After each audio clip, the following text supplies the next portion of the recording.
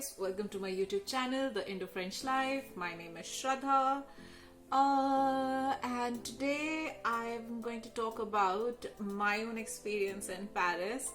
And if you don't know, I've already made a video on what to do when you're here fresh in France, so check out that video over here. Yeah, now I'm right, it's here, definitely it's here. So check out that video where I have given a lot of advice, tips and do's and don'ts of what you can do when you come to France. Again, it's subjective on how you're coming, for how long you're coming. I made that video on my own experience and my friend's experience, but majorly my own experience, and what mistakes I made and what things I didn't know when I came here. And essentially I was very confused for the first month. So let's dive into it. So I'll start with the mistakes I made when I was in Paris, or let's say when I came here for the first time. And the mistakes I believe started before I actually left for France. My first mistake was to not get a good internet plan and maybe a Matrix SIM card or the other companies who provide international roaming cards. So when I landed in Paris, I ended up losing my signal. Now I did make a recharge on my SIM card, but apparently it has to be done by like an authorized shop or something. Maybe it was like that when I came. Now it is obviously different. So that was my first mistake. Second was not to get credit card fed on my Uber account. So I ended up paying for a taxi double the price, which was the rate. Like I think I was supposed to pay 50 euros maximum, and I ended up paying like 90 euros, and I didn't have a SIM card to really contact anyone. I had made few friends before coming over here thanks to the WhatsApp group our college had made, but I somehow managed to reach them, and the guy came and picked me up. I was like so freaking out. You know, modern times, internet is oxygen. Sorry, I shouldn't be saying that, but again, like in a foreign country you definitely need internet when you get lost. The third mistake was again a problem which I faced for a very long time, because I wasn't sure about how procedures go over here, or how contracts work, and how does attestation work.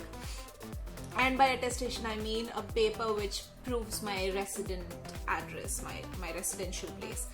So for the first 2 months I was in a student residence, very near to my college, and as I didn't have internet, I used to go to my college and then come back to my house. For the first month I didn't go anywhere. Literally, I was in Paris and I didn't go anywhere. From the second month I started making good friends who I could trust and, you know, move about the city. So they helped me a bit, and I still remember the first place I went to was Palace de Versailles.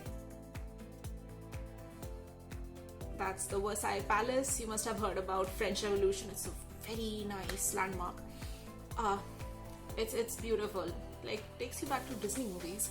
But anyways, that's how I explored Paris. And as I was living very near to the college and I was not roaming around the city, I didn't really need a Navigo pass, you know, the public transport card, because I was just 2 steps away from the college. That is the reason my student residence was very, very, very expensive for a month.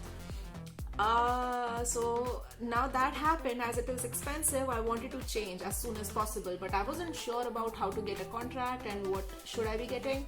So I changed up quite a few houses. I went to a share house. Somehow I found it on Facebook. I'm not saying it was a bad one, but I wasn't getting any residence proof and there were some other problems in the building, so I had to leave. Next I went for an Airbnb for 3-4 days till I figured out my last month, which I was staying there for the semester. Like, I had to go for summer break. So I managed to get a house, but they were not ready to give me paper which is required for OFI registration. I think it's different right now, but like usually a OFI needs to happen in the first 2 months, 1 month, and for me it happened in the 3rd month. So I had already changed my residence, and there were so many people who were telling me, Shraddha, you should not change your residence, you will not get OFI, oh my god, it's a very big problem you're going to have. It was nothing like that. It's, do not listen to people who are trying to trouble you and like make you anxious. Talk to the authority, talk to your college people, they'll tell you properly. If you start listening to random people around you, you're gonna get confused. I'm saying don't listen to me as well. Talk to the authority, they're going to tell you exactly what you should be doing. Now I somehow managed to get the paper from my landlord, but something I did. So the other paper which I showed, it's called Attestation de Bourgement. Pardon me for my pronunciation. So it's something like, let's say if you go and stay at your uncle's house, like chacha, chachi, mama, mummy,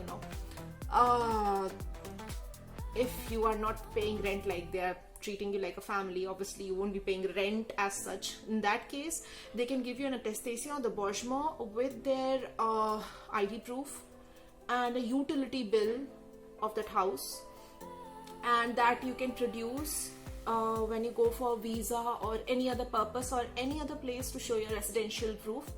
That's what you need, attestation de bourgement. Please look at Google it once and look at the government's website, they will tell you. That is very important. The next was with the money matters. I was using my Forex primarily for the first month because I didn't receive my French card. After I got my French card, what I did was I used to transfer a good amount of money in my French account from my Forex card, because I think that's the cheapest way you can get money from India. Depends, okay? There is TransferWise, there are other things, but for me it was Forex.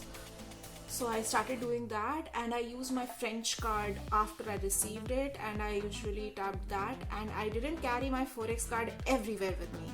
Even though the transaction from that card is safe, but still you don't want to lose it. It's a nice thing. So I usually used to carry that. And I made a lot of friends in my college. Like we had a lot of expats, like we had people from Morocco, Algeria, there were a lot of Chinese people, so it was a nice mix. So I ended up making a lot of friends. Now the thing about international business schools is, at least in mine, I'm not complaining about anything, it's a good international exposure, but I didn't really get to connect much with the French people. I think the language was the main barrier in that, first 3 months I didn't speak French that much. Even now I struggle. That time I didn't speak at all. Like Google Translate was my best friend. Like download that thing really when you're coming here, because like anything, any code is written, you just scan it up. So I used to use that, and but otherwise I had a good experience. My first 2 months, like Paris was very, very beautiful. I won't forget that city. But with big cities, obviously there's some problems, like just I mentioned, like with house problem, finding a good house, finding a good contract, and all of that. But overall it was nice. And there's a fun fact I had to share with you guys. It just happened out of nowhere. Now it depends on what you believe in. Some people don't believe, some people do believe. My first house was haunted. I always used to feel there was someone around me, and I started feeling weird. I thought that maybe it's like I'm away from home, I'm stressed and all, but actually it wasn't my first time I was away from my house. I did my bachelor's in south of India, and I belong to the north of India, so it wasn't the first time I was away from my house. But still, I started feeling weird things in my house, and that was one reason that I also wanted to change, apart from the fact that it was too expensive. So but again, every cloud has a silver lining. I didn't feel lonely at that house.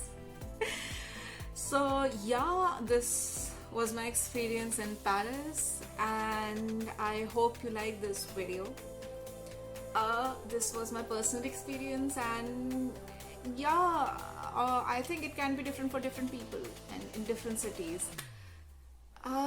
if you have any questions related to how it is going to be for you over here, please do comment below and like my video, share my video, and subscribe to my channel, the Indo-French Life, for more such content. I will keep bringing you more content, and do wait for travel vlogs because lockdown is gonna get over in a week, and with all required safety, I will be going out and making vlogs. I mean, I made Nice vlog and it is still half made, so we'll complete that. And there's much more exciting stuff coming up for you people. I'll see you guys next time. Bye.